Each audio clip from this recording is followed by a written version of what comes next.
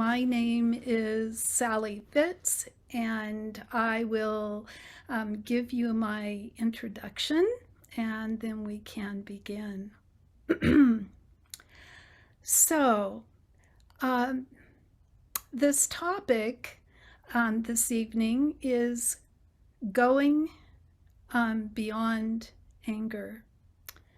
And I think anger is something that currently is a universal experience for all human beings on the planet and brings a great deal of suffering and sorrow. And so it is a worthy topic to explore and see if we can find ways to go beyond. So, excuse me. I'll give you a little bit of information about myself. I have been a spiritual seeker since my early 20s and a deep questioner, and have explored many different perspectives. And in my roles in life, I've been a wife and a mother and a grandmother. And career-wise, I've been a counselor and an educator, a Waldorf school administrator, and for the last 27 years, I have had a psychotherapy private practice. I found the Brahma Kumaris in late 2006. And since then, I have continued to study and practice and have found it to be the deepest, most coherent, and practical approach to living a fulfilled life. I currently live in Fair Oaks, California, and over time I've had affiliations with the Brahma Kumaris Center in Sacramento, at Anabuti Retreat Center, as well as our headquarters in San Francisco. So I have a few requests before we dive into the topic. One is please speak up and let me know if you're having a hard time hearing me. Sometimes my voice will fade, especially if I'm conducting meditation, and if anyone is willing or courageous to just unmute yourself and let me know that you can't hear me, it would be a benefit to all of us. But I'll do my best to keep my voice up. The other element around this is I'd really appreciate if you have something to write with. You may want to take notes, and I will have a couple of things for you to jot down so that as we're processing some of these things, you will have a couple of examples to use for yourself.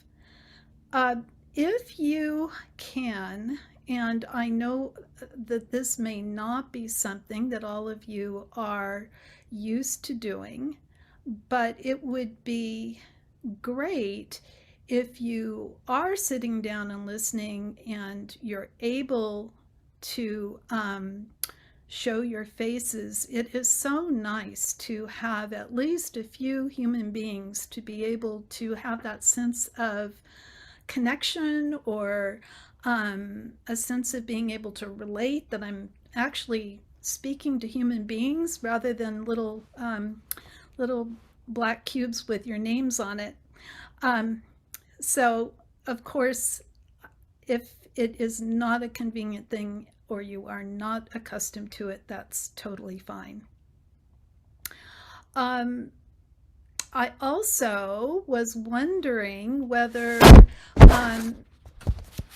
I can find out just a little bit about the group we have right now and find out if there are any of you that are fairly new to the Brahma Kumaris, or any of you that have not, I would say, not taken the meditation course, um, if you could just write a quick note in the chat so that I kind of have an idea of what audience I'm speaking to right now, that would be incredibly helpful.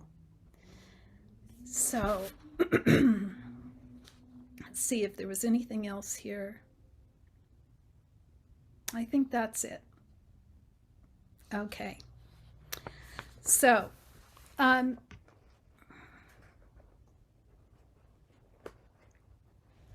hoping that we will all benefit from this exploration. And I really want to say that I think things like this are a work in progress. We that study spiritual knowledge with the Brahma Kumaris are always trying to go deeper and become more accurate with our knowledge.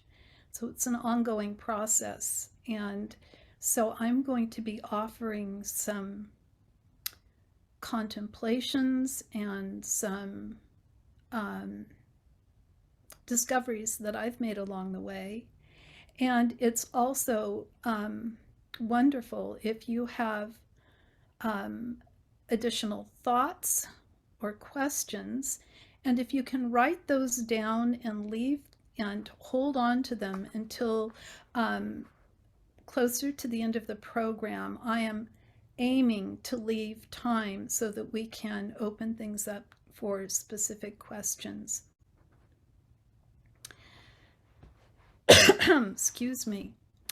I've had a fair amount of opportunity in my life to work with anger, my own anger, the anger within families and friends and clients who often come to me with specific concerns around anger. And so it's certainly a topic that has been well traveled. And I've come to in a way kind of a working hypothesis, and what I'd like to do is start with really defining what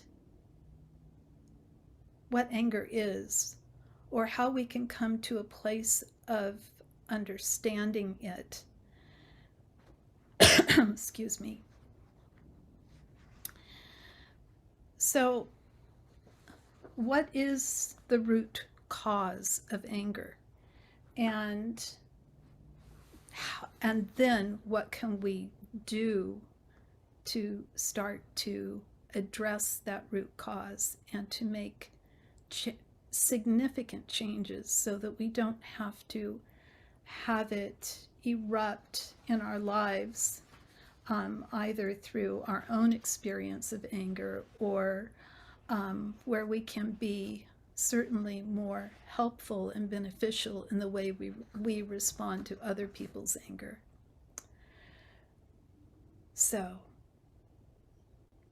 I'd like to start with having you just write down for a few moments 3 examples of anger.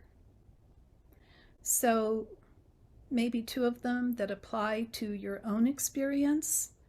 I felt or I feel angry when. And 1 experience of seeing someone else's or experiencing someone else's anger. I see him, her, or them get angry when.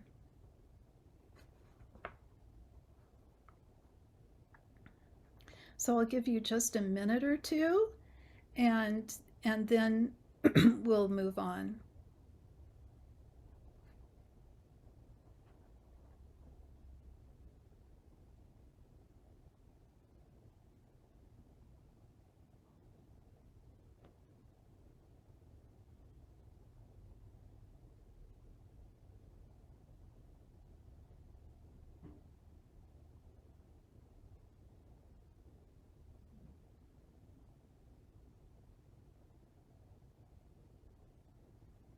And you will not have to be sharing these examples with anyone. They'll just be for your personal use unless you feel inclined to share. So, I think I always like to kind of take a moment to describe the environment we're working in. Not the outer environment, but the inner environment. So we are creative beings. We are manifestors.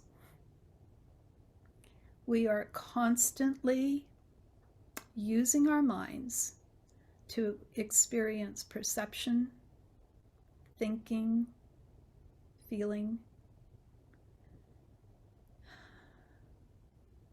So whatever we witness is in the mind's domain. So it's just nice to kind of have that picture. Okay, that's where everything gets registered, everything gets experienced. But there's another part of the soul that is essential to work with, and that is the intellect. And the intellect is the soul's function or ability to assign meaning to those experiences and to choose responses. So our thoughts, feelings, words, actions are ultimately by choice. We end up going onto autopilot often. We have significant patterns and habits that we have, but ultimately our thoughts and feelings and actions are our choice. So let's first address the meaning of anger, and then we can look at how we navigate with our mind and our intellect to really steer in a different direction.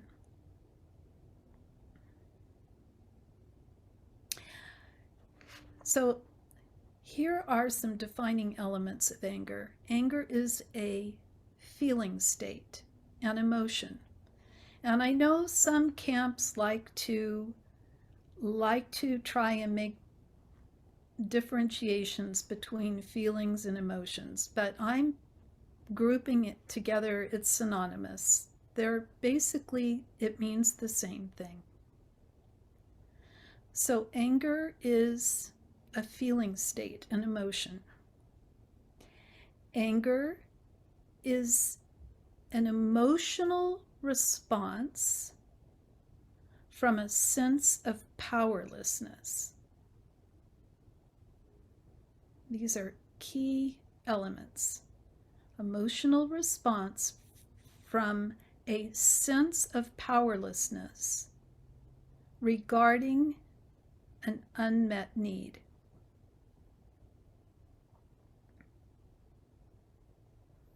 So energetically, it is experienced as a blockage or obstacle to the flow of one's creative energy, that ability to manifest, that ability to create a thought, to create a feeling, to create an action, to create our experiences,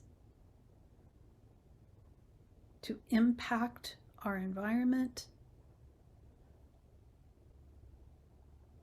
So anger often results in intensifying our energy or power toward the source of the blockage.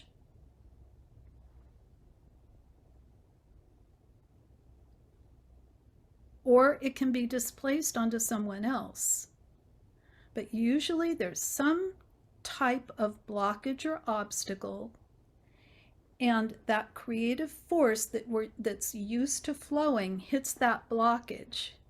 And so there is a push, in a way, an intensification to try and move the agenda, to move the creation into seeking whatever this need is that we have. I mean, a really quick example is I have to own the fact that sometimes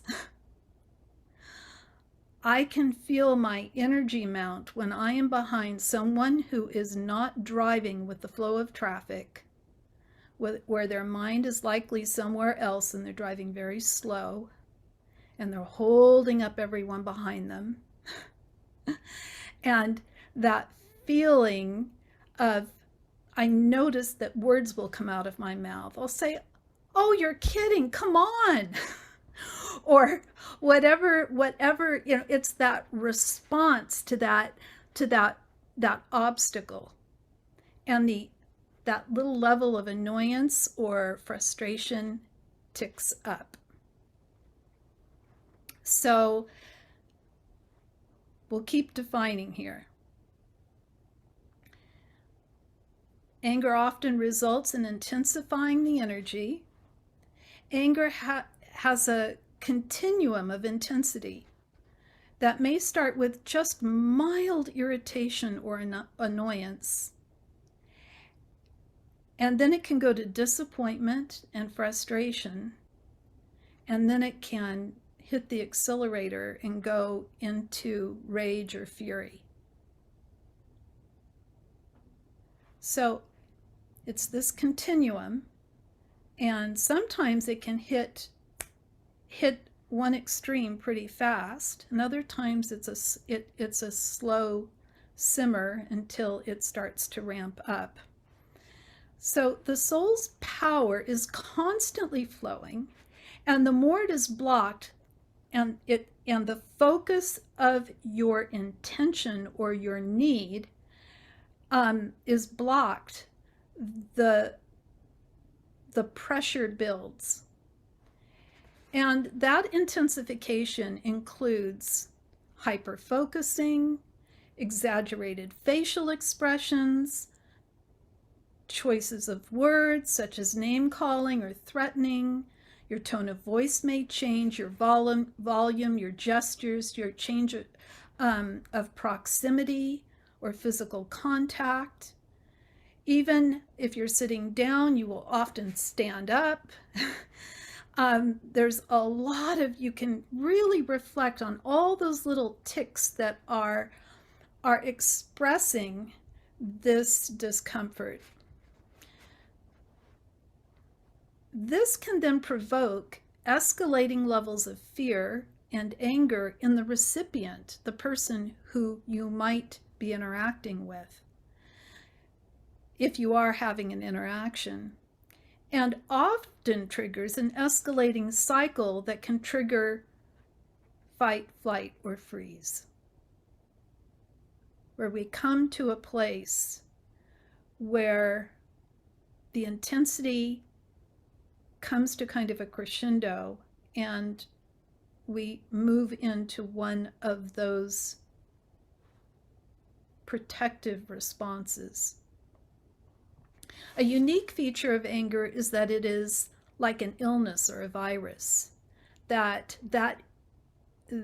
combustible kind of energy that is not flowing, when it is discharged, it is often almost immediately absorbed by the other soul that is, or other souls around you.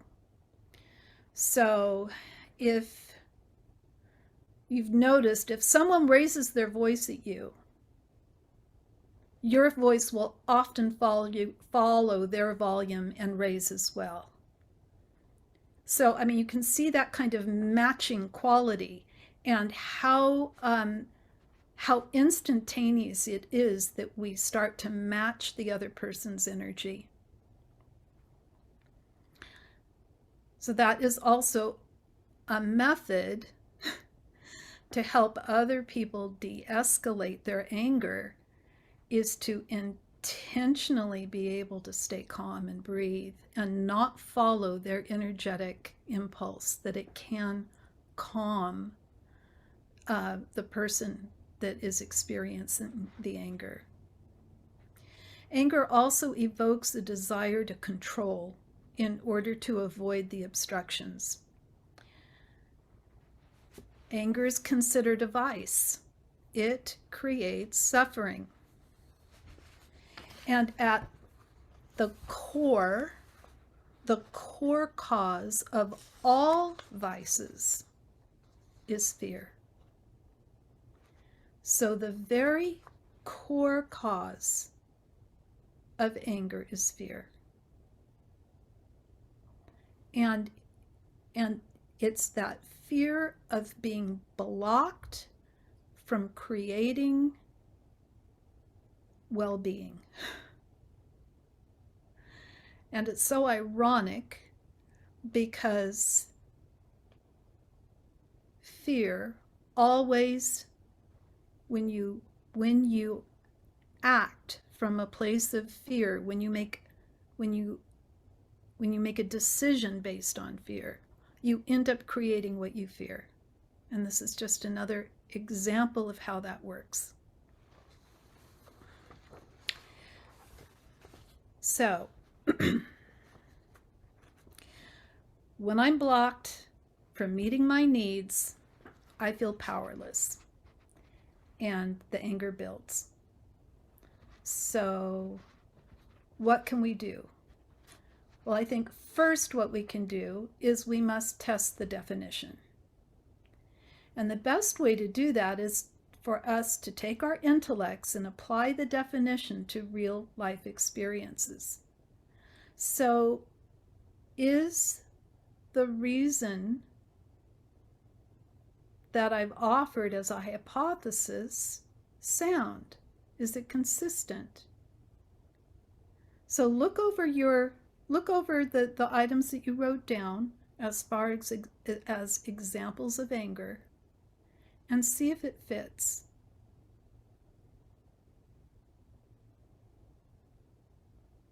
And if anyone finds anything that doesn't fit and you're willing, type it into the chat, just so I have awareness and I can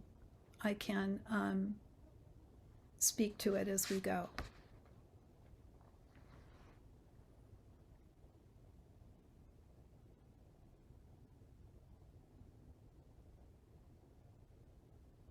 So if anyone is willing, and I don't want to put me, I can give you I have plenty of examples myself, but if anyone's willing to share one of the examples, it might help us to kind of look at all the diversity and how this works. So is anybody willing? And if you aren't, it's okay. All right, I'll share a few then.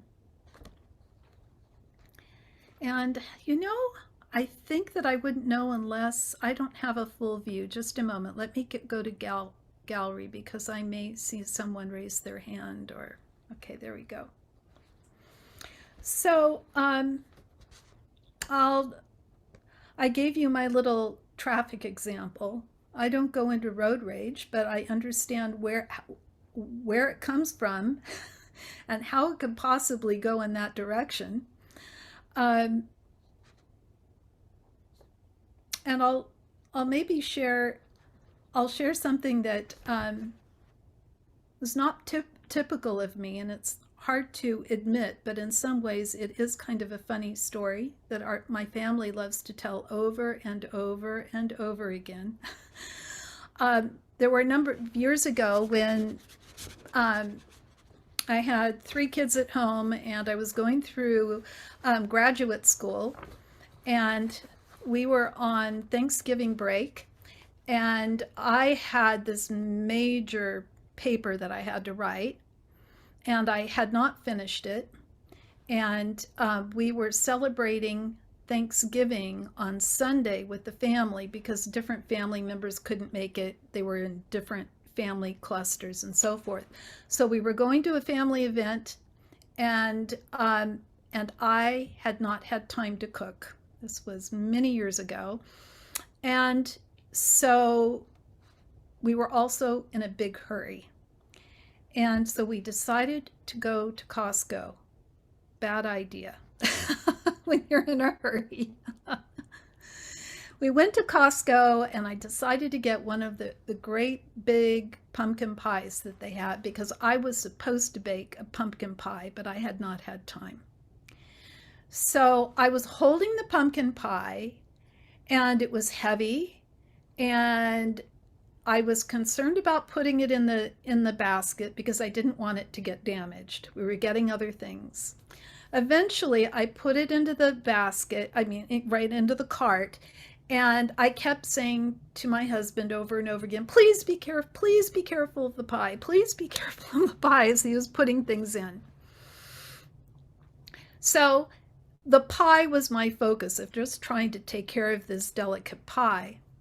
So we got out to the car and we put all the stuff in the back, and I was worried things were going to fall on the pie. So I put it in a box and I put it on the floor in our van.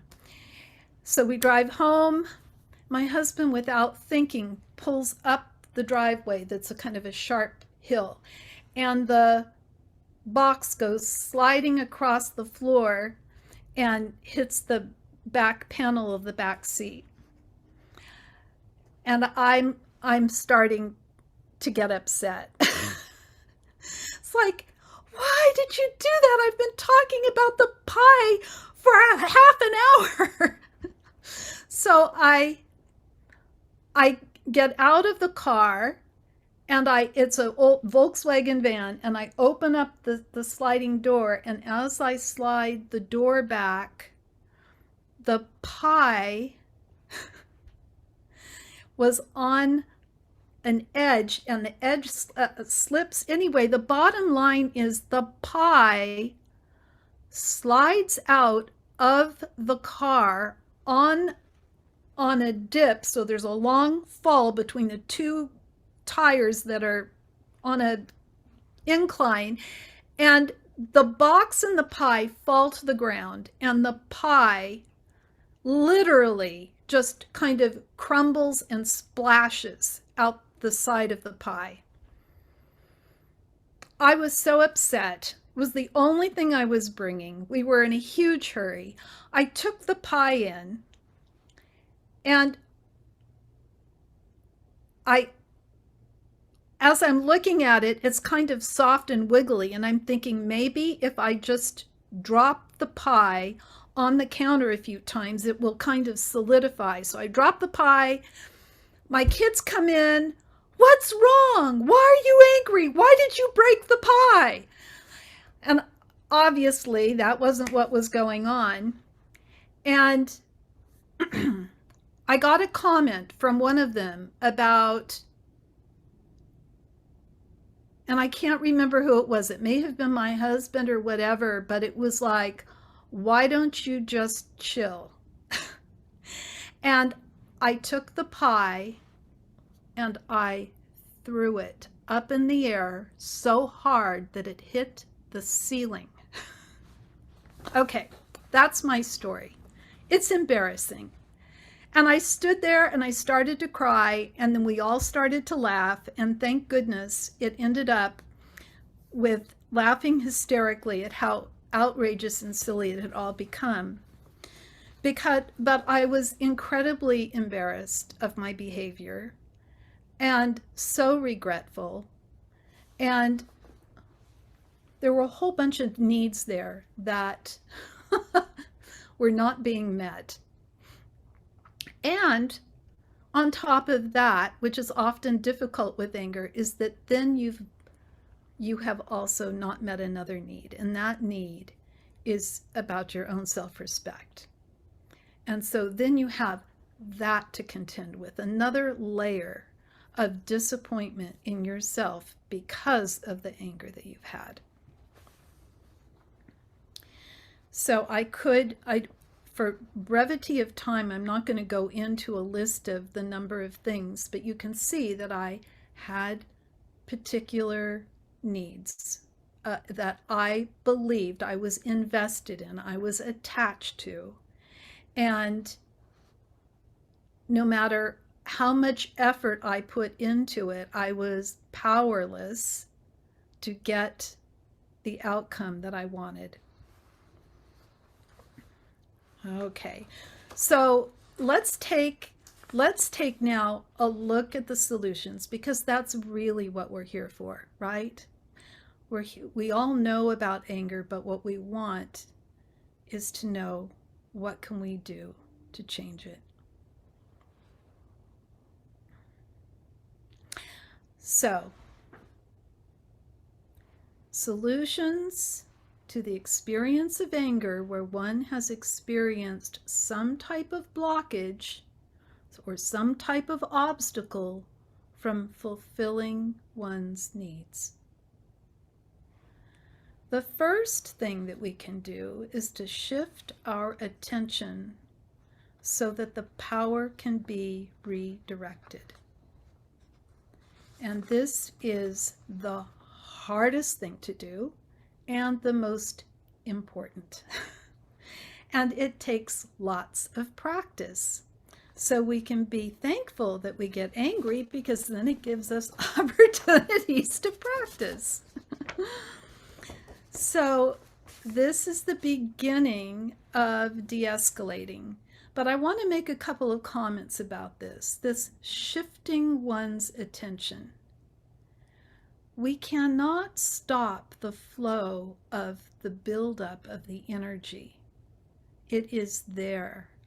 It is in our emotional experience. It is also physiologically now manifesting. So sometimes we talk about using a little acronym SOS, stop, observe, and steer. That's very common for the Brahma Kumaris. And yes, we need to observe and steer. And we do have to pause long enough to decide where. But I don't think it's helpful to picture stopping. We can, but it's very difficult to do. What I like to think about is redirecting. Redirecting.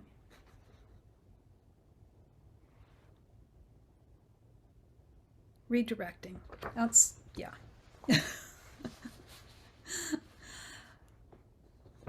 It's a, let me look at here. Okay, I took a moment here because I had made a couple of other notes. So it's much easier to move towards something than to stop. So with a withdrawal from the situation,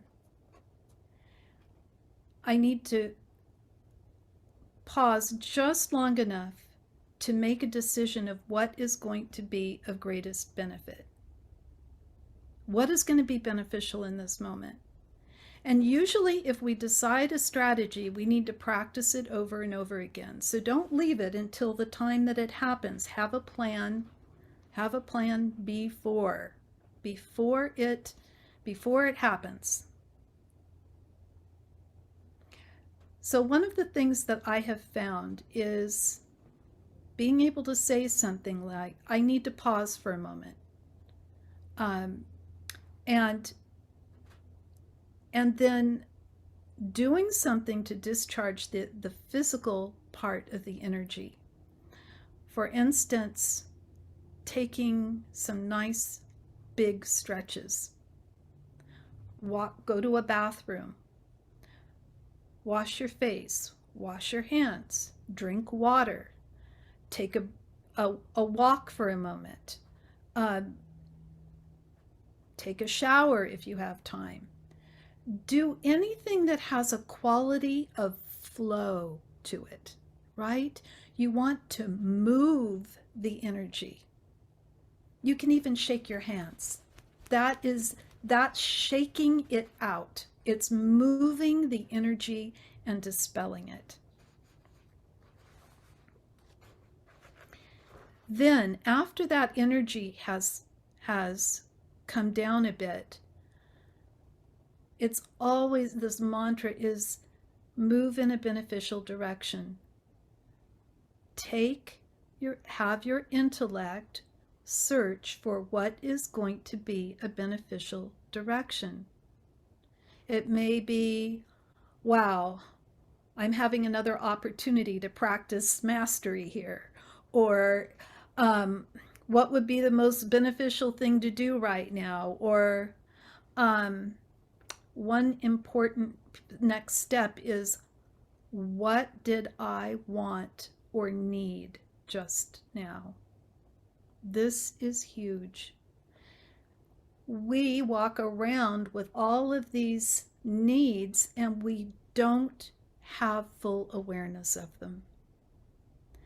If we don't have full awareness of them, we cannot honor them.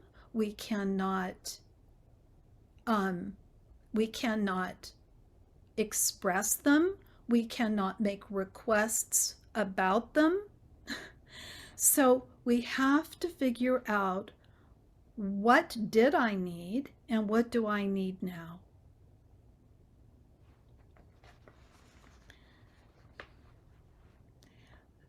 The best source, single source that I have found for clarifying this aspect is called compassionate communication or nonviolent communication. Compassionate communication or nonviolent communication. It was developed by Marshall Rosenberg many years ago, and if you type in either of those, resources will come up. And there's some basic booklets, there's classes online, there are images of all the prompts that are generally needed for this communication. But the essence of it is that it offers a clear basic list of needs. And that's invaluable. What am I longing for right now?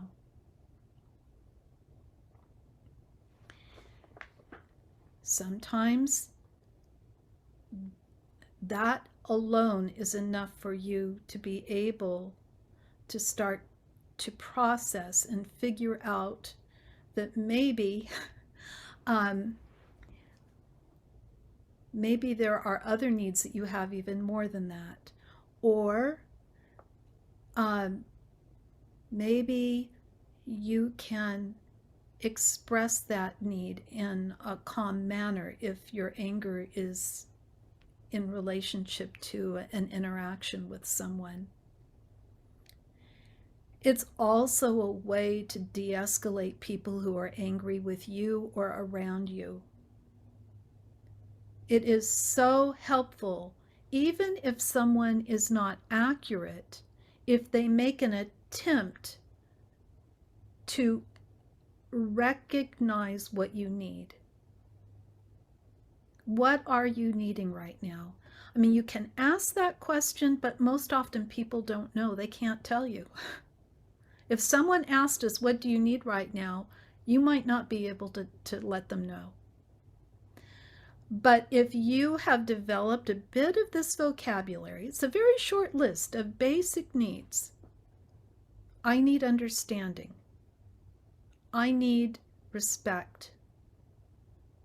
I need autonomy. I need to feel like I can have my own thoughts and experiences, even if they're different than yours. I need cooperation. I need patience from you. I mean, it doesn't mean that people can always give us what we need. And it doesn't mean that we can always give what someone else needs.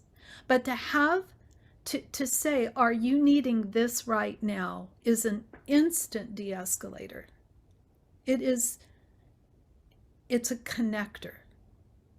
And it gets an open channel and our power flowing again, because there is something productive happening.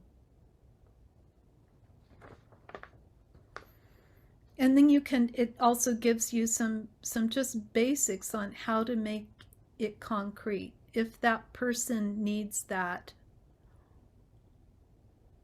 what would it look like? What would it sound like to them?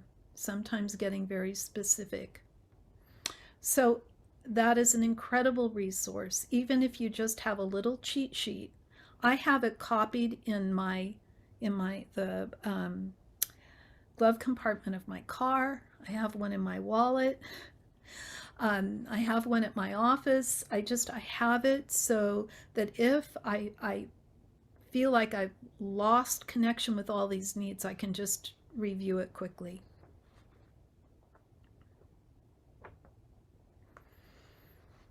Another thing that can be very helpful is that if we would only use these issues in life and address them the way that we manage work or manage our education, we would do really well. Somehow we hit these big problems, like a big anger outburst or a big argument or something that happens, and we just try and get through it and keep going. And there isn't any accumulated benefit from the experience. So I highly suggest taking just a small, simple journal and make it so it's easy to travel with if you're traveling, and just a little teeny pocketbook, and write the definition of anger.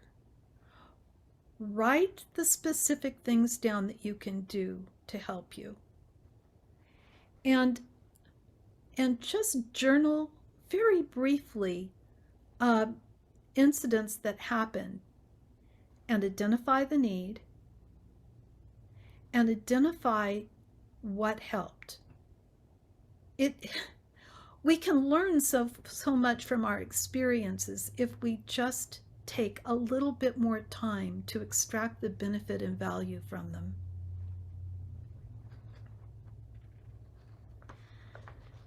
So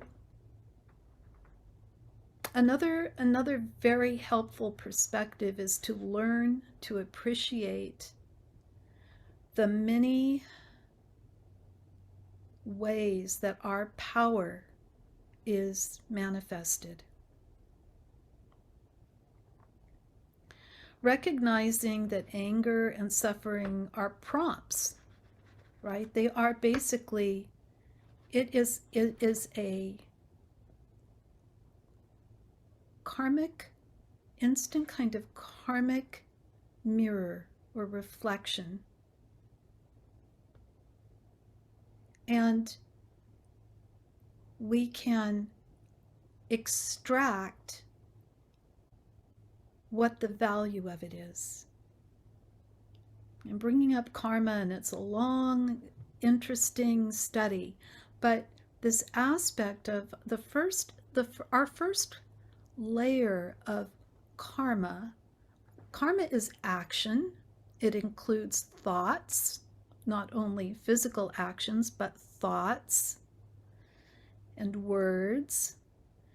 And it's the result of it, and it can be positive or negative. So it's the result of our constant manifesting and creating. And when we are suffering, it lets us know that there have been choices made that were not accurate, because I think we would all be aiming for thoughts, words, and behavior that are going to be beneficial to us and to others.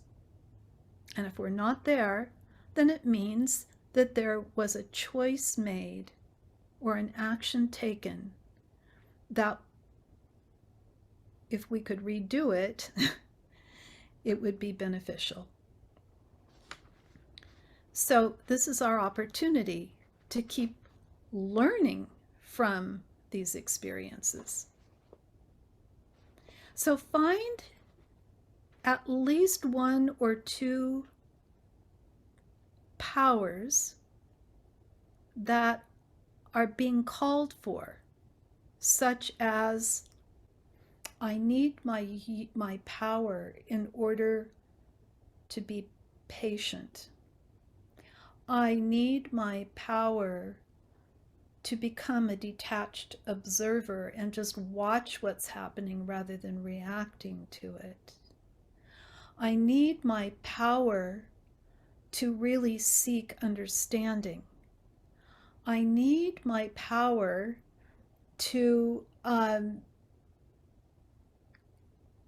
forgive myself. I need my power to find the humor in life. Whatever is going to bring the benefit into the situation, you are creating that benefit.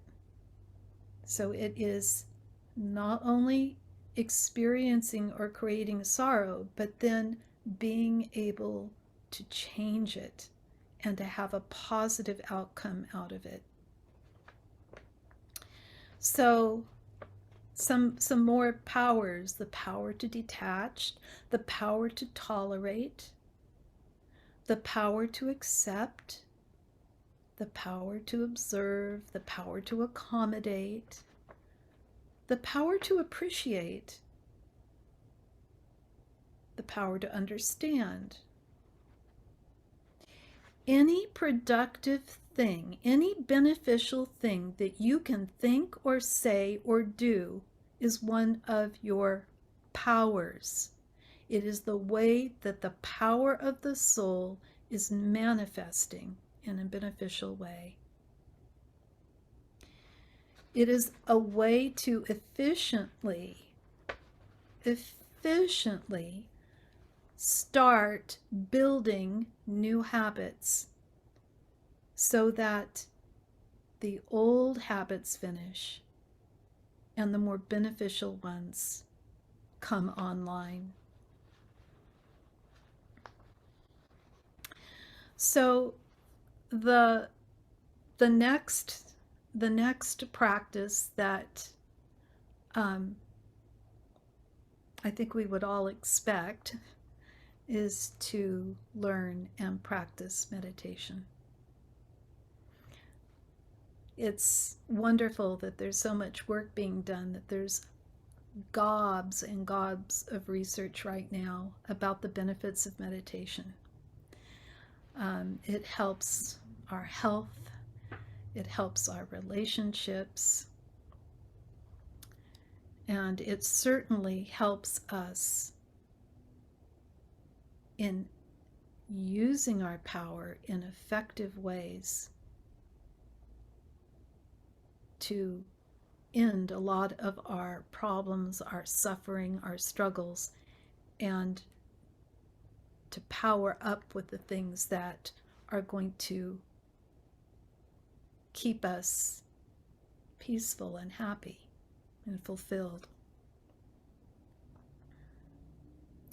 So the benefits include being able to slow your thoughts down.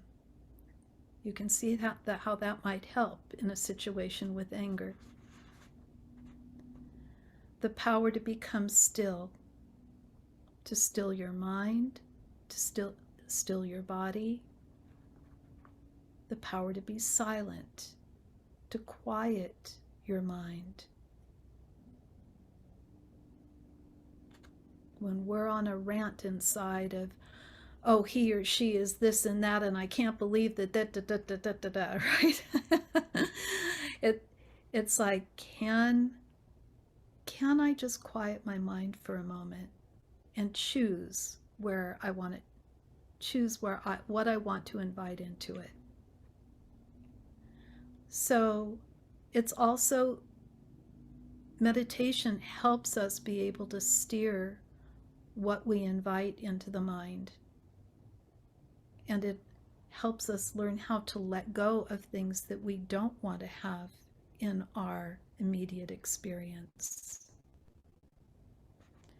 We can experience inner peace, which is a true sanctuary to retreat to find a place to calm and to soothe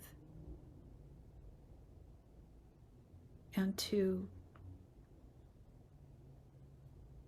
empower our intellect to contemplate, to solve problems.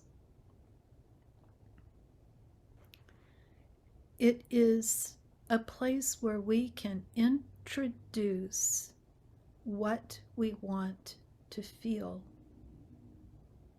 We can actually choose. I want to feel a sense of unity right now. There is so much more that unites us than what is dividing us. I want to feel compassion right now. This person is as frustrated as I am, or maybe even more so, and doesn't know how to end this cycle. I want to have clarity. I want more clarity of what my needs are or what this other person's needs are, so that I can be of benefit rather than making things worse. I want to feel love. What a practice to meditate in order to feel love, not think it, but feel it. It takes practice.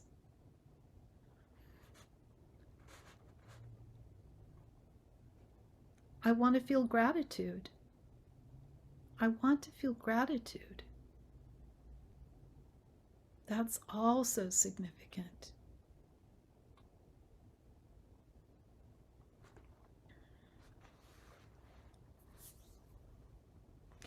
And I think that the greatest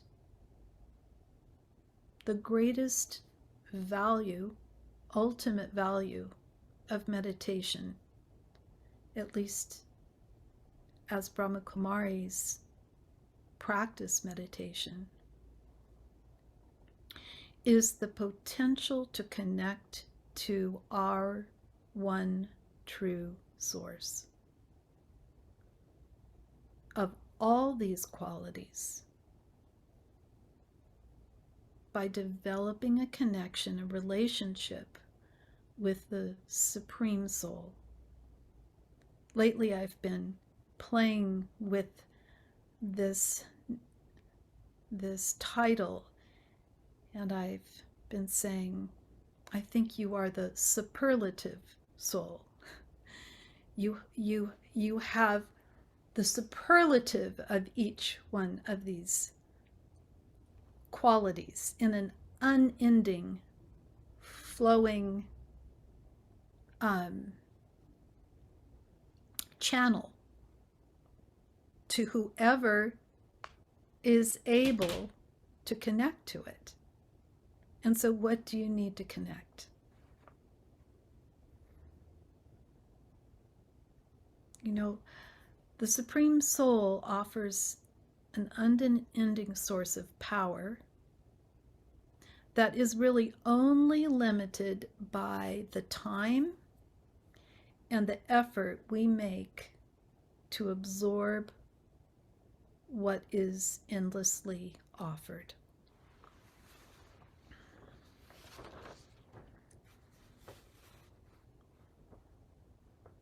And it's a stretch. It's a real stretch of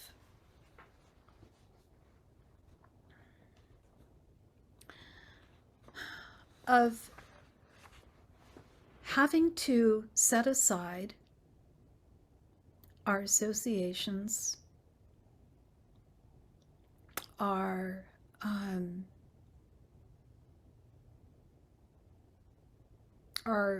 a lot of our beliefs, um, our fears, and to be willing to experiment, to be willing to have an open mind, to be willing to open the heart, to use the imagination.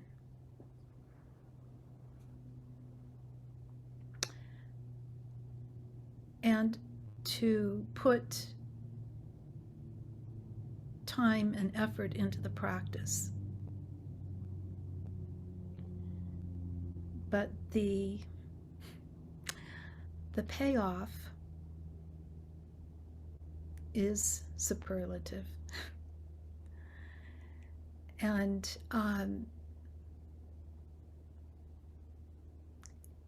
this is where we draw our power from. This is what empowers us, because we are all running on low power. The evidence of high power would be whatever you think you manifest.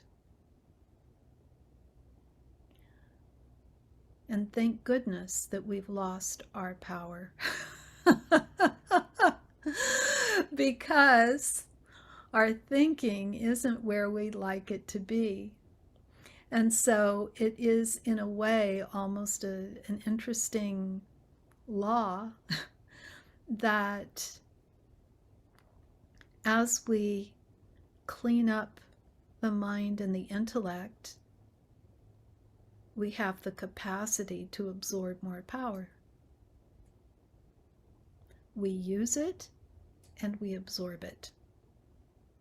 And with the using and absorbing of the power, we continue to clean our minds, to clean our intellects from all the fear-based vices that have wound their way in to our thinking and our perspective and our strategies and our defenses. And so it takes a leap for some of us. For some, not a very big leap. And for others, it's monumental. But I think that with those qualities that I mentioned, it can be a very satisfying exploration and true relationship. So I had hoped that I would keep a half an hour for questions and conversation. And I did not write down the timings on my notes, and I did not run through my notes beforehand. And before we started, I just thought, okay, Supreme Soul, help me, create a half an hour, because I often find myself where meditation and questions at the end end up not having adequate time. So I'm thinking what we can do is first we can have some questions, and then for about the last 15 minutes I'll lead you in a meditation commentary. So does anyone have any? There has to be some thoughts or questions about what to do with this material, because there's a lot there. And let's see. So can everyone unmute themselves if you want, I hope? Okay, good. You're able to do that. Great. So I'm gonna just pause for a minute and let you think about what you might like to ask or share. You may have insights, or you may have um, other hypotheses that have come in to your mind as this has been shared. I can share a couple of things, right? Uh, what I like about this is the solution, right? What do I need right now, or what does the other person want, right? It gets into that state where I need that power, like patience, detach, observer, and stuff like that, right? So thank you for suggesting that. So appreciate it. Absolutely. Absolutely. And I want to encourage you can I'm certain that you can download the basic list of needs without having to buy anything. So if you just type in the, needs list for nonviolent communication, it should pop up probably in images. You can find it and just take a snapshot of it. Very, very useful. That that that approach has been used all over. Even the State Department uses it for has had trainings in it and uses it for negotiating conflicts between countries. Marshall was asked to use this method. I think he started out actually working with different gang members in Los Angeles, um, and and actually getting warring gangs together to actually process what was going on. It took a great deal of time for him to cultivate trust, but it was quite fruitful. He also uh, was asked to go to Israel to Palestinian camps, and uh, he had such a persistent, reflective approach of honoring the need behind what was being said and to help articulate it, that he just had this ability to really disarm just about anyone. And so it's been used in corporate America quite a bit. It has been used in entire schools that have had training in it where this is their method of working through conflict and building community. There is a huge following of parents who use this in parenting their children. Many therapists use it to work with couples and uh, family conflicts. So it's extremely useful. I think that what we're trying to do is learn to harness this power, and then also where to direct it, right? We want to be able to harness it and then direct it to what has the greatest benefit. I have, I have a question. Yes. Um, so I have two questions, but they both actually have a lot to do with how do you build the self-awareness of when you are getting drawn into the anger. And my second question is, how do you actually build an awareness to know when you have actually dissipated those feelings enough that you can go back out into the social context and it be diffused enough that the anger won't be just like easily activated again. So Wow. I mean, really important, right? Really, really important. Um, Almost like bookends to the experience. And um,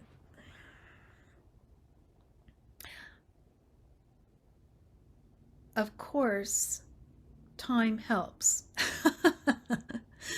Time heals, right? Time helps. Um, and I want to say, if you don't have unlimited time, um, physical discharging and getting flow back into your system can definitely help. It's grounding as well, right? It's grounding, so you feel more rooted. um, I think that one of the best ways to do this is to set yourself up for some drills for practice where you're not even you're not even being provoked, and you decide that you're going to periodically pause the conversation and let people know, I'm working on an experiment. I'm going to do this a little bit. I know it may be kind of annoying. I'm not going to do it for a long time, but I just want to start to feel what it's like to pause a conversation so that I can learn a different way to manage my energy when I feel like I'm starting to get activated, that I feel that pressure or that intensity of power starting to mount. Um, so I would literally practice it. It helps a lot to practice. And if you have one or two good practice moments, they're yours. They're yours. You can remember them. You can remember them, and the moment you remember them, you're there again, right? And so the other thing to do is, when you are in a conversation and there is, let's say, a disagreement, or another person is their energy is rising, then what I would tend to do is just to plan to say, I'm practicing right now and I want to just bring my energy back down. So I need to pause for a minute. It may help them too, but just you can own it and feel it. Feel like, wow, I've got power right now. I am literally I'm the one who's deciding when to go, when to stop. I can absolutely stop and feel it. Again, the moment you feel it, if you remember it and reflect on it a few times, it's yours. You can go back to that. You can go back to that experience and feel that sense of detach. And you might aim for, I want to say, kind of a goal state. Like, I want to be a detached observer right now. You can ask yourself, what are my attachments right now? That can be another thing to look at. What am I attached to right now? It has to do with that need, right? Has to do with, and that there may be a list of needs, not just one. So I think that practice is the best thing for us. I mean, even with children, trying to change a child's behavior, you can talk and talk and talk and talk, and it is really not very fruitful. The moment you have them just gently and calmly redo something and do it in a slightly improved way and acknowledge, wow, that felt different, or that sounded different, or that looked different, and that felt better, it's theirs. They may not remember to return to it, but it becomes theirs, and they can return to it, and they can, um, and every repetition builds a behavior, right? Every repetition builds a thought, every repetition builds a feeling, every repetition builds a behavior. So I think that was talking about the taking those breaks, and then the other one was, how do you know when you're ready to go back in? I don't know if we will ever be able to predict and know that we're fully ready to go back in. But there is, I think, a good place to begin is, I can trust to go back in and know that if I need to stop, I will. Then you don't have to be in some perfect state where you can tolerate anything. I'm going to be clear with what my needs are, and I'm going to go back in. And if I need to stop, those are one of my needs, and I'm going to do it. Does that help? Okay.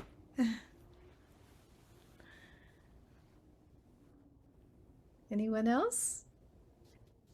Actually, yeah, I actually love the techniques you shared, but then I have a question. Uh-huh. When we say about compassionate communication, there are ways, and you've tried communicating openly and even, staying calm, but there are situations I have faced where you literally can't, when I'm in the kitchen probably, and things are raging. You literally can't go for a walk. You can't walk in your room. And then, of course, you can't go and, just go for a practice right then. In that moment when, the other person is raging and or, showing disappointment, like what should we do? Oh, that's okay. It's tricky, right? I mean, ideally, you express your own need. Just even that you are making a shift.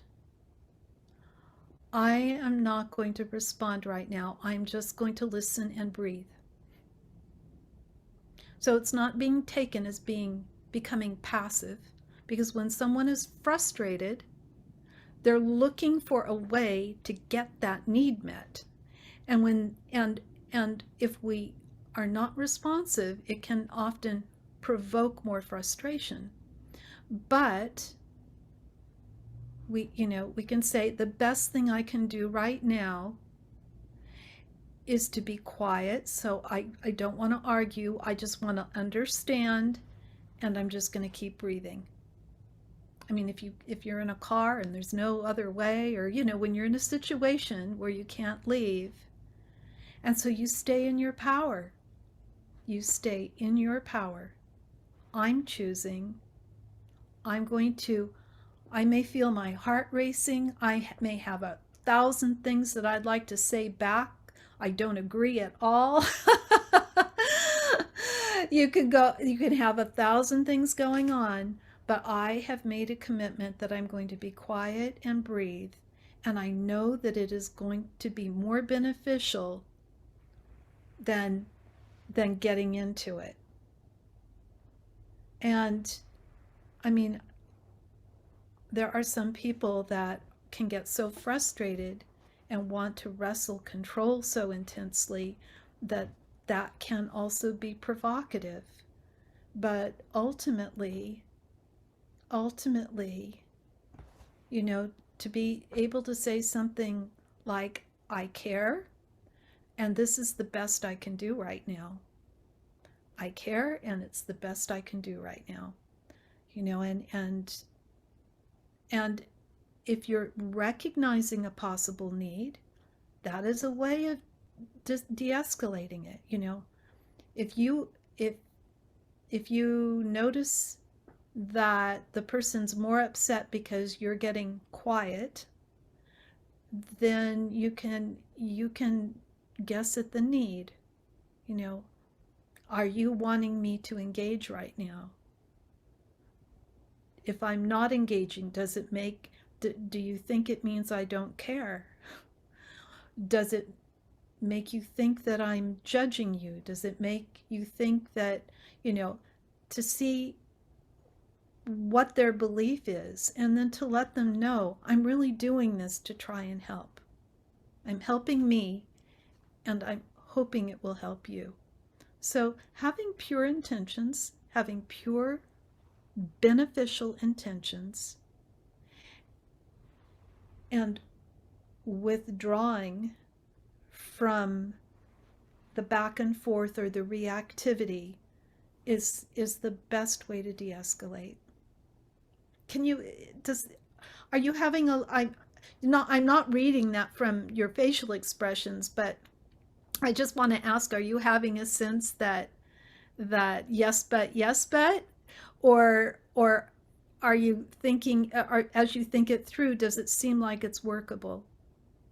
Yes, I feel so. Yep, that's true. Okay, I good. mean, yeah, there have been situations where, you're not able, but I think deep breathing, even if you're in the car or even if you're in the kitchen, and communicating out there, those sentences you said, I think that might, I'm gonna try that next time.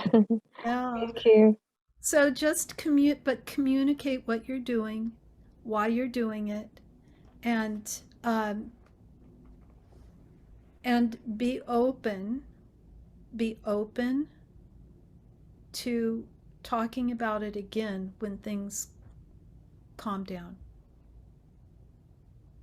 So, okay, good.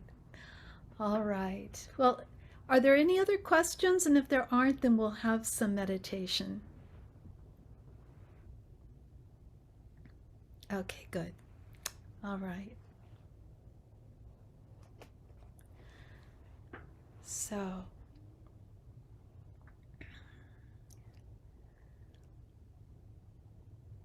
I think that we have I think that we have at least one person who's fairly new to meditation, or at least to Brahma Kumaris. So I'm going to share a meditation structure that I often offer new students, because sometimes we wonder where to go. How do I do this independently without listening to a commentary? And so I'm just going to give you the structure of it as part of the commentary so that you can repeat it in your own way. So the first thing I do is I connect to the world around me, the physical world. For a moment, I take in the quality of light, what I'm surrounded by, the sounds that I hear, the temperature of the air.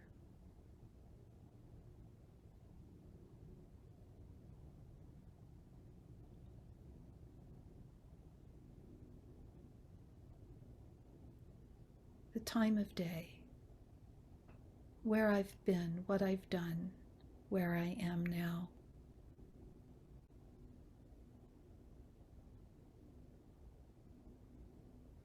And then I move a little bit closer to my inner world, and I focus in on my physical body for just a moment. I get comfortable, but I make sure that I'm awake, alert, and at the same time comfortable and relaxed.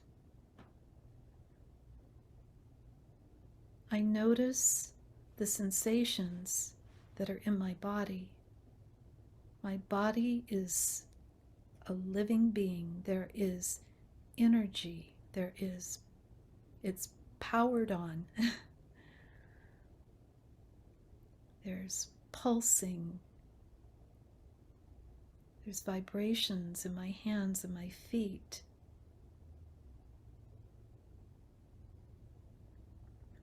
I can notice the sensations of my muscles and joints. I notice any sensations or gurgles in my digestive tract. I feel my pulse and my heart beating.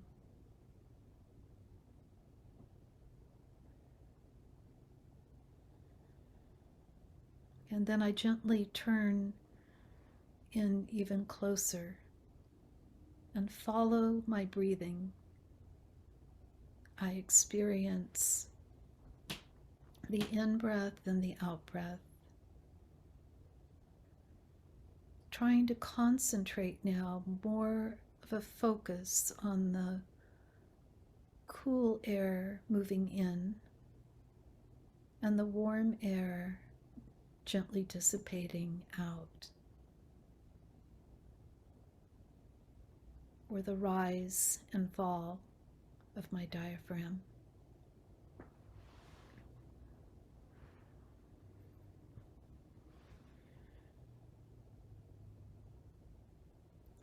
And I try and stay right in the present moment of each breath, following this lovely rhythmic process that I don't need to will or do intentionally.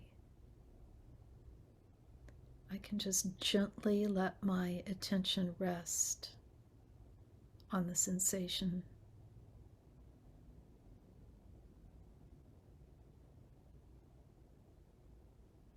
And I can notice that as I do this, I feel calmer and my mind is starting to slow down.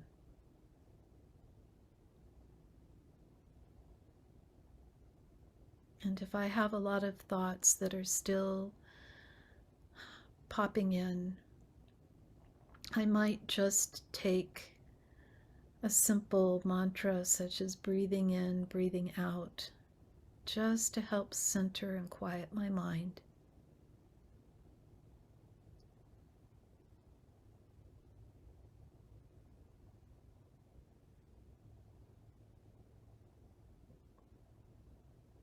And as I do, I'm gently going to step into a focus of my mind.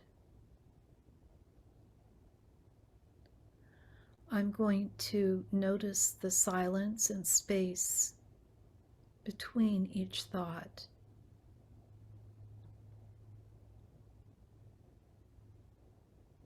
And have an awareness of my awareness. I'm aware that I am observing this vast, spacious place within. And I notice when thoughts enter and when they fade.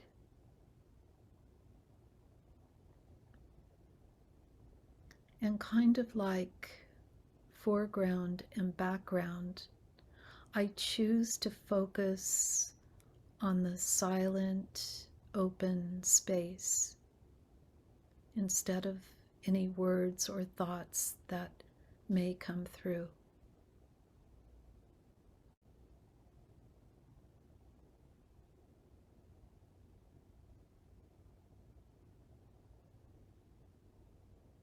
And in this place of silence, of quiet, I feel a sense of peace, of calm,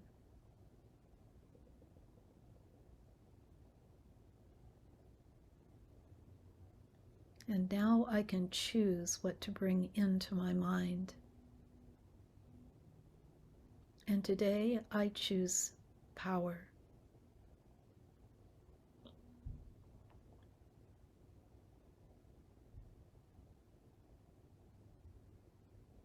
Let me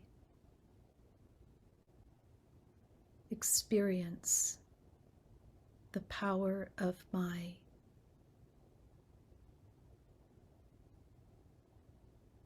observation.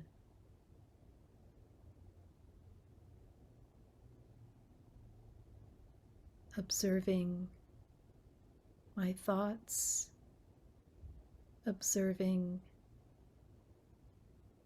my ability to steer my attention.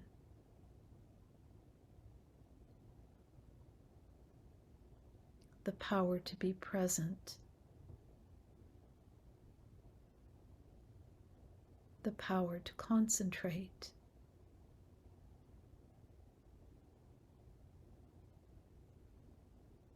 I am a being of power, of energy.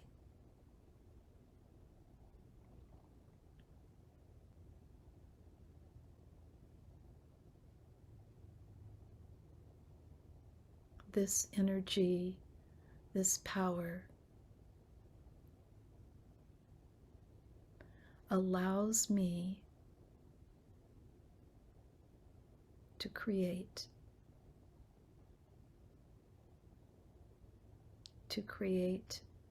an intention to meditate, an intention to feel peace and calm.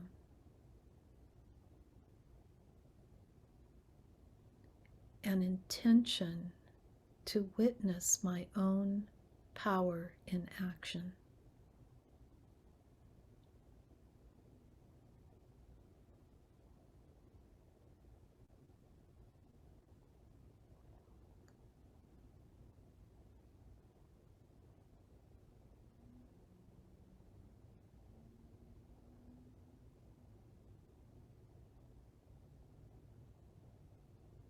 I have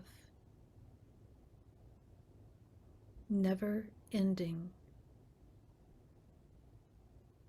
power, never-ending energy, never-ending light.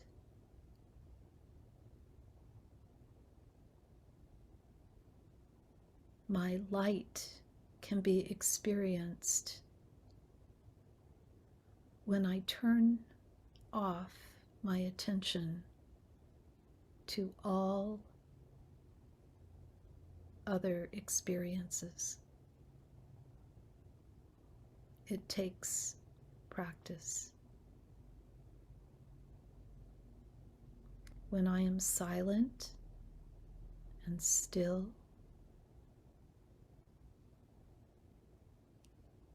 and I quietly witness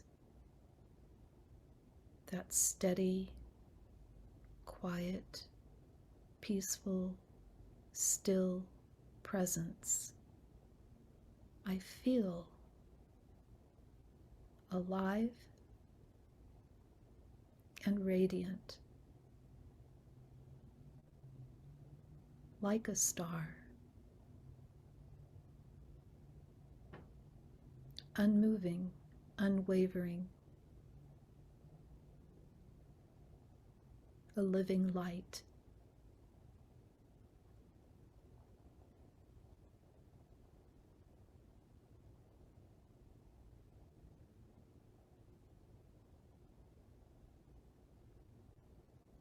And now I'm gently going to bring myself back into the room, back into my environment, back into orienting to the screen. And before I finish, what I'm going to do is I'm going to pause for a moment and think about something I experienced during the meditation that I would like to remember.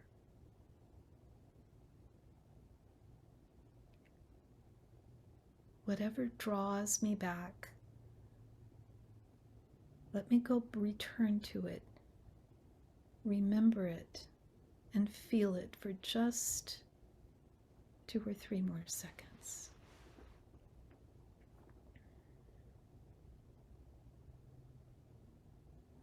And then gently come back, open your eyes.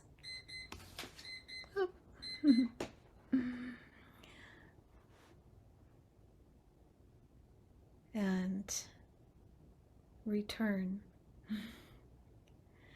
So one of the lovely things is that when we take this moment at the end, finish, we come back, we orient, and then we go back to the experience, back to whatever it was, whatever. For each meditation, there will be something that will draw you back.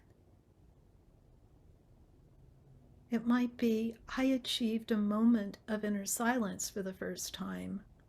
Or it might be, whatever it happens to be, just allow it to just resonate and be there, and see if you can think about it and remember it a few times in the next couple of hours. Each one of these meditations and experiences, you make them your own, and you will benefit greatly because it will accumulate. All right. Well, I hope everyone feels that they have been more empowered and that you have a way to direct your power towards beneficial directions, and that anger will slowly become something that rarely arises. It is possible. Okay. Om Shanti, everyone. It was wonderful having an evening with you.